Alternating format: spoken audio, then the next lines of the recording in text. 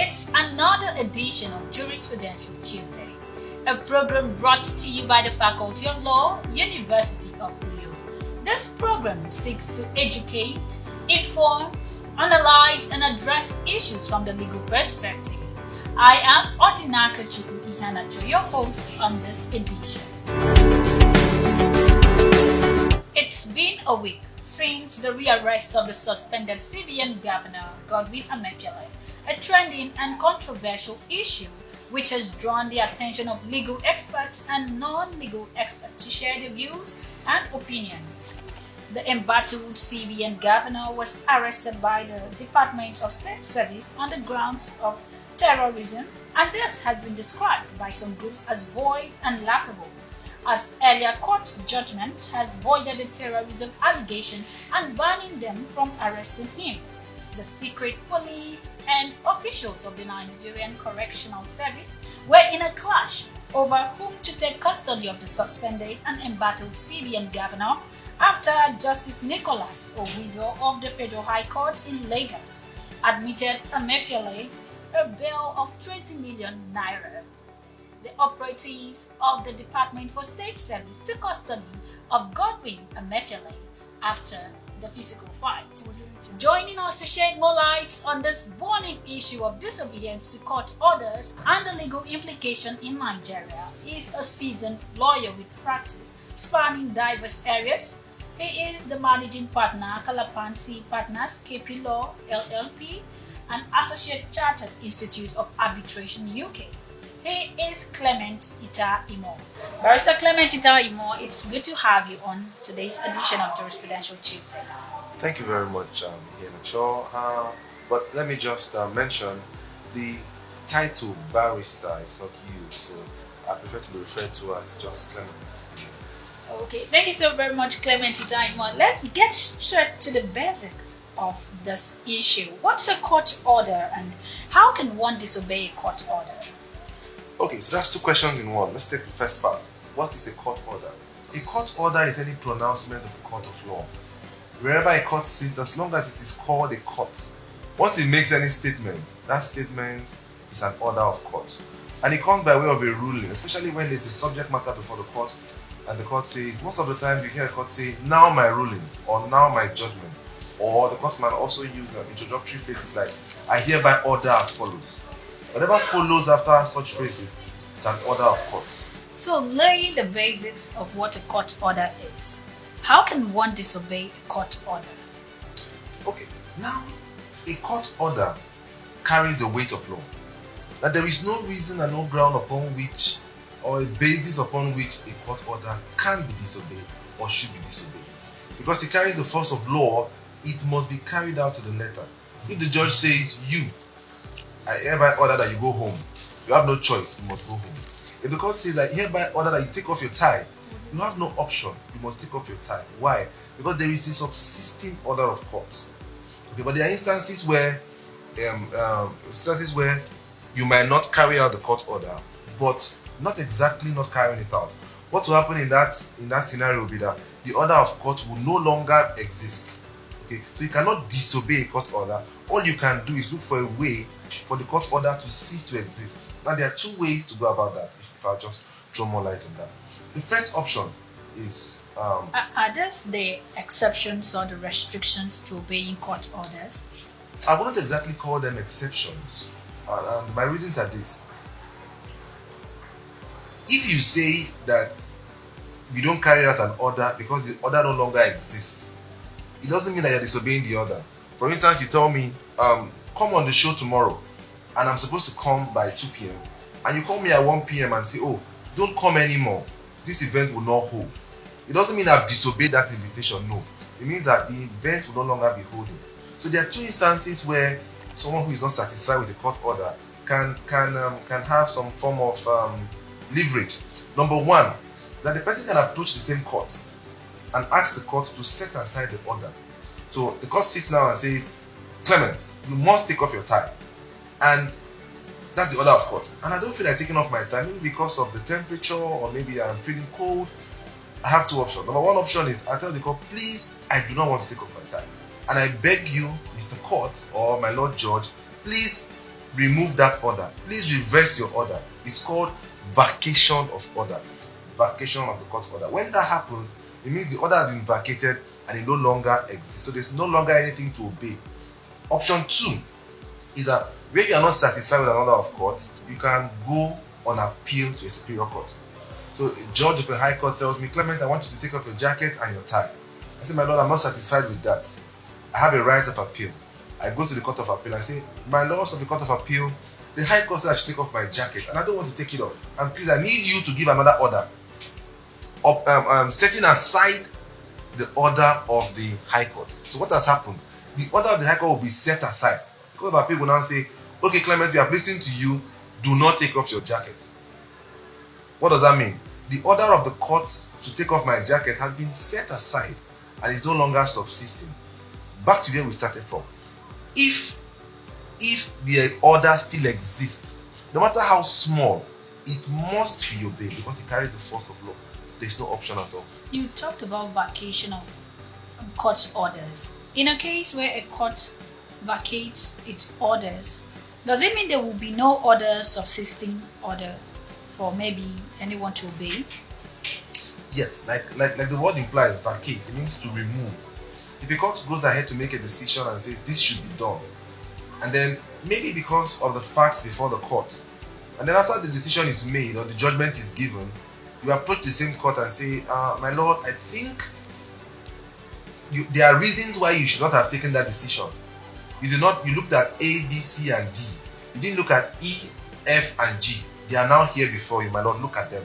And the court looks at them and says, okay, yes, with this additional facts you have brought before me, it wouldn't have been necessary to make the order I made. With this additional fact, that order is no longer essential, no longer necessary. The court will sit on its own and say, I hereby withdraw my order. I hereby vacate my order.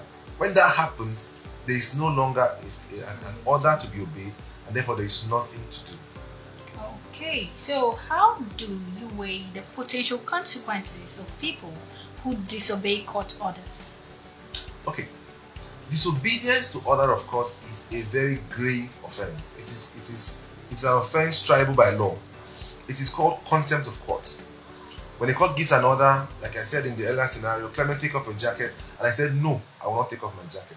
It is called contempt of court, disobedience to an order of court, and it is punishable by law. And our laws allow the judge, the very court that is giving that order, when he hears that there is contempt, refusal to obey his order, it invites that person, whether it be a physical person or a statutory person or a corporate body, to come and explain why he should not be punished, for disobeying an order of court. It is called contempt. It's a particular proceeding called contempt proceeding. If you look at our civil procedure rules, popularly referred to as Form 48 and 49. The first one is telling you have committed contempt.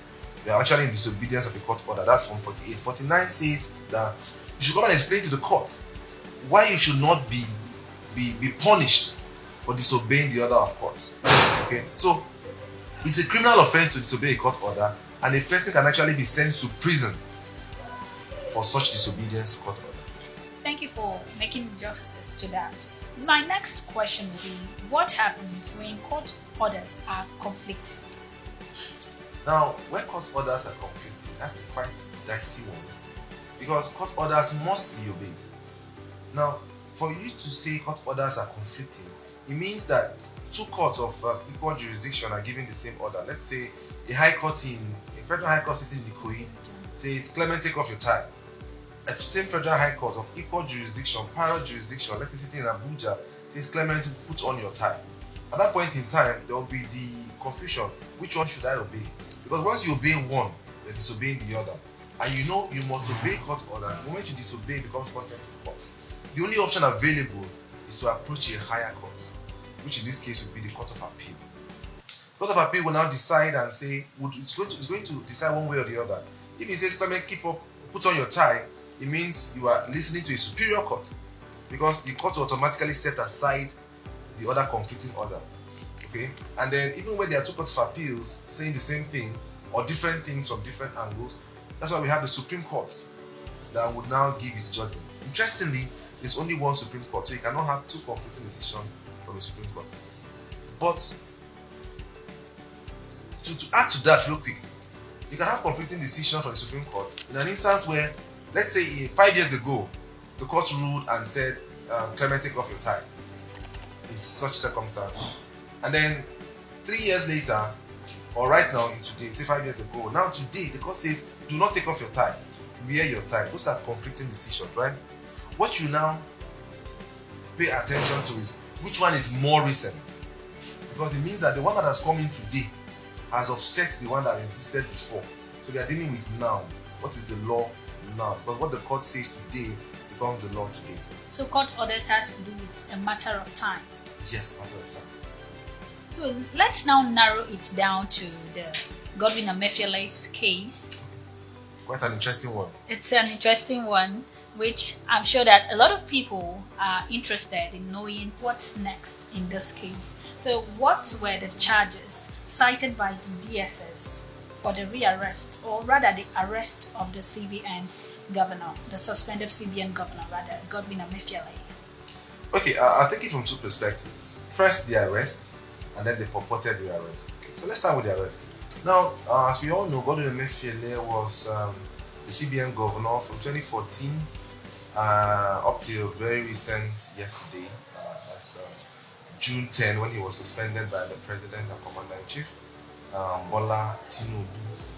Okay, so immediately after his suspension on the 10th day of June, he was arrested by the DSS. And then what was their statement?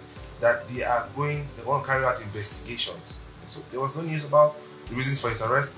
But later on, he was brought before a court of law, and which court created a lot of fuss, and because of the incidents that happened in court. He was standing trial on a 2-count charge before Justice Nicholas Owebo, right? Nicholas Owebo, okay, that's it, if I'm not mistaken. Now, is it the second court he was taken to? I think that's actually the first one we are aware of. A public taking to court. Justice Nicholas, the Federal High Court in Lagos. Yes, Federal High Court sitting in Lagos. So Justice Nicholas Owebo. Now, he was brought before the court on an arraigned on a 2-count charge. Number one being illegal possession of firearms, specifically a single-barrel shotgun, and the second count was possession of bullets, cartridges. I think 123 rounds, if I'm not mistaken. Okay, and he was brought before the court. Now, his counsel raised a bail application requesting the court to admit Emefiele to bail, drawing the attention of the court to the fact that the charge before the court, or the offences for which the man was standing trial, are bailable offences. And the court looked at it and came to the conclusion that yes, the offences are bailable. I hereby grant bail. Okay, so that was what happened. The moment the court granted bail, the next thing that should happen is that the man should be taken into prison custody pending the perfection of his bail. In fact, it wasn't part of the order of the court that he should be remanded in prison custody pending when the bail conditions are met. Okay, and that is what the men of the correctional services came to do when they came to the court premises. But unfortunately, the men of the DSS who had brought him in, tried to stop them, the correctional services, from carrying out that action. So are you trying to say that the court did not reverse the order? Because I've heard there are news that the court actually said that the men of DSS should take him into custody. No. The interesting thing about the court is that when the court sits now, okay, after sitting, the court adjourns. When the court adjourns, it is also an order of court. That's why if you're in court and you hear a court give an order, whatever the court says, the court should respond as the court pleases. That's what the court wants. So the court adjourned to November 14. That means that nothing will take place in that matter until November 14. So there is no way the court having adjourned and granted this man bail as an order of court will go again and reverse his order and say, DSS, come and carry him and leave this place. No, that wouldn't have been done. So the order of court was, this man is admitted to bail of the court with the bail conditions spelled out, and then until the bail conditions are met and satisfied, he should be held in the custody of the correctional services. That was the order of court. So the DSS coming into that place to coming in a commando style was, in my opinion, an abuse of was what's the right word? Was in complete contempt of court, disregard of an existing court order, showing utter disrespect and flagrant abuse and disregard of an existing court But order. the DSS claimed that they got an order from the magistrate court. Yes, so they claim, but did they show that order? No. Now the thing is this: even if there is an order from the magistrate court to arrest him, presuming that it is true, at that point in time, the question of law now is, can Emefiele be arrested at that point in time? The answer is no. Do you know why? Not because he has immunity, no. It's because at that point in time, he was before a court of law that just granted him bail. Remember, the bail had not yet been perfected. Now, for the mere fact that he's in court, he's in the custody of the court. The court is in charge of his custody, and the court had ordered that he be handed over to the prison pending when his bail be perfected. Now, when a person is in court and then he's in prison custody, he cannot be arrested while in prison. It's not possible to arrest a man who is in prison. At that point in time, from where the play stopped, let's call it a play, he was in court. The court had ordered that he be taken to prison pending when his bail is perfected. He is in custody of the prison. So you change it from prison. He's in custody of the correctional services until his bail is perfected and is granted bail, and he comes out of the prison custody. Only then can he be said to be rearrested by the DSS. I don't know if you're following my flow. But at that point in time, the court says prison correctional services take him and keep him until he perfects his bail. The DSS cannot go into prison and say they want to arrest a man in prison. No. But it's because But they the saw him in DSS court. say that they are doing this for his safety. Maybe he might run from the prison custody, or rather the correctional service custody. I don't think they should. They can't do that. Now, there is another of court. The other of court says this man should be taken to prison. Even if you feel that it is not safe to take him there, you cannot on your own resort to what we call self-help. You cannot on your own say, that place is not good though, let's take him to a safer place. No. The only option you have is to approach the court, like I mentioned earlier on, two options. Either you go and approach the same court to vacate that order or modify the order. Okay? You say, okay, instead of taking him here, take him to DSS. That's the only option. Or you go on appeal, set aside the order. But the order of court was subsisting, which says take him to a certain place. That order must be carried out. A lot of people believe that since it is a DSS that brought him to court, they should also be the one that would take him into custody. That is a wrong thinking. That is wrong. Now, when the court accepts the man, remember, what is the presumption of law? That a man is presumed innocent until proven guilty. It's one of the fundamental rights. That's right to, I think, fair hearing. Fair hearing, yes. So he's presumed innocent until proven guilty. The man is brought to the court. Who are his accusers? The DSS. They're the ones accusing him. You can call them his persecutors. So the court cannot receive him, listen to him, and hand him back to his persecutors. To the No. DSS. No, the court will not do that. The court will rather say, okay, bring this man to us. He's in court now. Okay, we have listened to you today, day one. We are not done. Go and wait somewhere else. It cannot be in the hands of your persecutors. It cannot be in the hands of your accuser. The court has its own system of keeping people who are standing trial. That's what we call the correctional service. So he's supposed to be taken there to wait until the next day when this matter will come up. Or maybe, like what some people would still say, that the DSS would have taken custody of him, then take him to the correctional services, and the members of the Nigerian correctional services receive him. Wouldn't that have maybe stopped the fracas that took place in the court?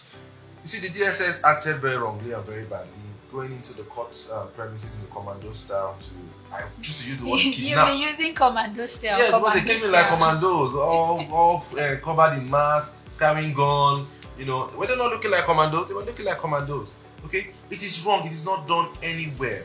If you are not satisfied with an order of court, it's an order of court. You must take legitimate steps to set it aside, or ask that it be varied to favor you. You cannot resort to self-help. Remember, the DSS itself is a creation of law. The only reason why they exist is because they are created by law. So the law is supreme. You hear it popularly said, the supremacy of the law, the rule of law. If you look at the Constitution, I think it's section 1, talks about the supremacy of the Constitution. So anything that is against the Constitution is void. To its essence of inconsistency, once it is not in line with the law, it is void. Now, no matter what the argument will be, no matter what they will say, no matter what will be their sentiment, they have no other option but to obey what the law says should be done. So let me also ask you this question, because we know that there are roles of the judiciary in a democracy, and one of the statements made by the DSS, or allegedly made by them, was that they received an order from above. What can you say about that, and then also juxtaposing it with the role of the judiciary in democracy? All right, if the DSS say they receive order from above, when you use the word above, what do you imply? That means greater than you, right? But we should not forget that the concept of law is greater than everybody. It is the binding force that holds all of us together as a country. The reason why we have all of us together in this country, Nigeria, is because there is a law that binds us together. There's a law that holds us accountable to one another. And we have no other option than to obey the law. Whether you are the president, or the vice president of the republic, or you are the senate president, or even the chief judge, all these offices are creations of statutes. So you cannot act above what the law says you should do. Because if you are saying that you will not obey the law, I'm the president, I said I don't want to obey the law, that means I should not even be the president, because the law is what makes me president.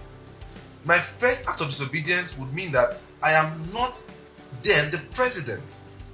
Because if I'm saying that I'm above the law, and it is the law that makes me president, how then can the law make me president if I'm not within the bounds of the law?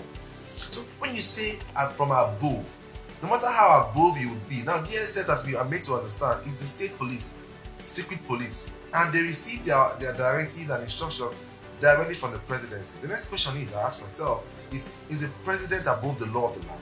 And the answer is no. His office is provided for by the Constitution.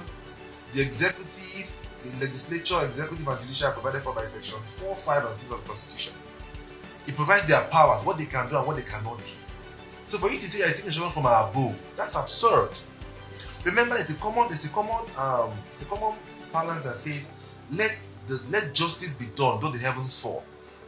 And it has existed for as long as possible. Have the heavens fallen? No. Will it fall today? No. Is it going to fall even tomorrow? It will not fall. If justice is done, it will be a beautiful society for all of us to live in. So what is the legal implication of this action on the judiciary in Nigeria, since the judiciary is seen as the last hope of the common man? It is true that the judiciary is the last hope of the common man.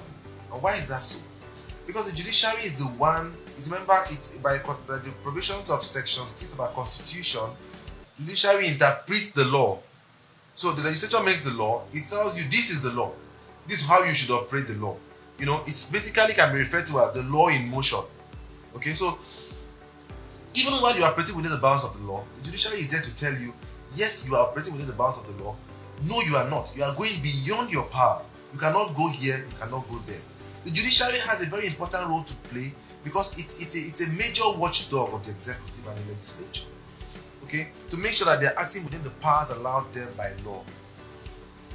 So if this continues, where do you see the judiciary in Nigeria heading to?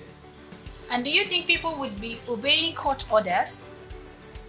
Now, it's a very sad one. It's a very pathetic place we find ourselves today, where people, especially those in power, those in government, disobey the law with flagrant disregard, especially security operatives. And if you ask me, the director of the DSS, that's the head of the organization, should be called to order. If I was to be the president, I would direct that he be arrested immediately. Why? Because he's encouraging a system that would lead to a breakdown of law and order. Imagine a country where nobody obeyed the law. All these laws are in place. Let's like what's happening in Israel just of recent, where the president said that the laws are not good for the citizens. Even if the laws are not good, then you should take steps to modify the law, update the laws, change the laws. You cannot exist without the laws. Let me give you a classical example. You go out on the streets, and we have the simplest things as traffic laws, okay, which says if you are going this way, drive this way. You're coming this other way, drive this other way. And everybody says, "Oh, I will not obey the law. I'll drive wherever I want, however I want." We cannot have a sane society. People would die every single day. Now, the only reason why I would go out in the morning, and when I'm going out in the morning, I have dogs that protect my house, and I lock them up in chains, is because I understand that the man outdoor needs to go around his own business peacefully and amicably. I will not say because I have dogs, my dog should begin to chase people up and down the streets. That's crazy. Why? Because there are laws in place. So we cannot say, I will do the ones that favor me and the ones that don't favor me. You cannot disobey the law. Any attempt to disobey the law will lead to a situation of anarchy, complete breakdown of law and order. And I must tell you most sincerely, we cannot survive it when it happens. Even this man who is the DSS boss, even the president, when it gets that bad, when there is no longer law and order, he will cease to exist. Because what makes him president? It is the law. What makes the DSS an entity is the law. When there are no laws, those bodies no longer exist. If there are no laws, you will not come and tell me in my house that the DSS is inviting you. I'll tell you, who is DSS? I don't know them. So we cannot exist without laws. Therefore, laws should be obeyed and upheld, whether they come from the legislature or from the court's pronouncement, as we have orders of court. Okay, so as we wind up, what will be your advice to the different arms of the government, and what is your wish for the judiciary in Nigeria? Okay, a very quick one. My advice is that all arms of government be up and doing. Democratic system is designed in such a way that we have three arms of government: the legislature, executive, and judiciary, who are meant to check one another. It's the concept of check and balance, because the founders of democracy understood that we'll get to a time where some arm of government, one arm or the other, might begin to get power drunk or intoxicated with its power. Therefore, the other one should be there to check. The judiciary, if you ask me, is a very, very, very potent check when it comes to this concern. The judiciary should be ready to live up to expectations. The judiciary should be ready to live up to its constitutional role and responsibilities. The judiciary should not be a footlicker, cannot be a bootlicker to the executive. When the executive is going wrong, the judiciary should call the executive to order. The legislature also, when they go about their excesses, the judiciary should be there to call them to order. That's why they are referred to as the last of the common man. The judiciary lives up to expectation. There were times in this country when, under the military regime, you had justices who would tell you that they would not bend, they will not waver. That the worst that will happen is that they will be abducted and killed, but they will not bend from upholding the rule of law. We want to see justices of those kinds and those caliber in our country today. The likes of the Oputas, great men, great names. We can make this state better again. Imagine a country where the judiciary lives up to expectation. Imagine a country where a policeman knows that when he arises an individual on the road, the law will hold him accountable. He won't do that tomorrow. Imagine a country where the soldier knows that if he shoots a man unprovoked, there is a law that will come after him. He will not do that tomorrow. Imagine a country where a governor knows that after he served his term to a full, he will be held accountable for all his actions and services and undoings while a governor. He will call himself to order and know that yes, there is a system and there is a law, and therefore you must obey that system for things to be well with you and with the system and the society. So if they all know that the judiciary will live up to its expectations, okay, that the judiciary is up and doing, that the judiciary would maintain the picture of the statue of justice, a blinded woman with a scale on the left to measure where it is right and wrong with the balance, and a sword to deal out vengeance to whoever is found guilty, without favor or preference to anybody. Why? Because it's blinded. We have a judiciary that lives up to that that representation in statute. I tell you most sincerely, that Nigeria will become the land of our dream. A beautiful place where people from the ends of the world would want to come and stay, live, and be happy in Nigeria. Thank you so very much, Clement Imo. Thank you. Imagine a society where the judiciary lives up to its appellation as the last hope of the common man. Thank you so very much, Clement Imo, for being part of today's edition of Jurisprudential Tuesday. It's my pleasure to be here. This is where we draw the curtains on today's edition of Jurisprudential Tuesday. Once again, I'm Odinaka Chukwu Ihianacho. Goodbye.